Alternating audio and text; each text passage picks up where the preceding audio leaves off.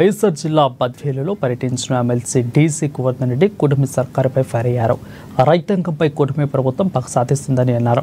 అన్నదాతల కష్టాలపై చలనం లేదని, రైతాంగాన్ని పూర్తిగా నిరాశలోకి నెట్టిందని మండిపడ్డారు. వైసీపీ ప్రభుత్వంలో రైతులకు ఏడాదికి 13,500 రూపాయలు అందిస్తూ అండగా నిలిచామని అన్నారు. కూటమి ప్రభుత్వం వచ్చాక రైతు భరోసా నిలిపివేసి రైతుల పాలిట ఎముడిలా తయారయ్యారంటూ ధ్వజమెత్తారు.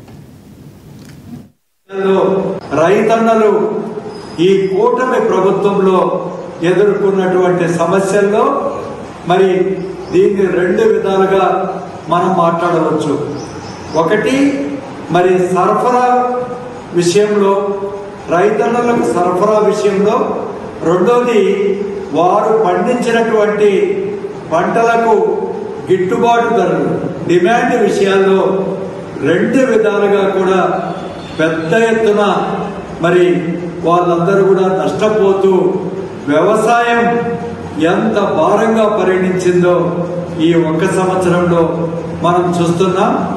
దాని ఫలితంగా అనేక రైతులు ఇంతకుముందు 2004కు ముందుగా ఇదే చంద్రబాబు నాయుడు గారి పరిపాలనలో ఉన్నప్పుడు ఏ విధంగా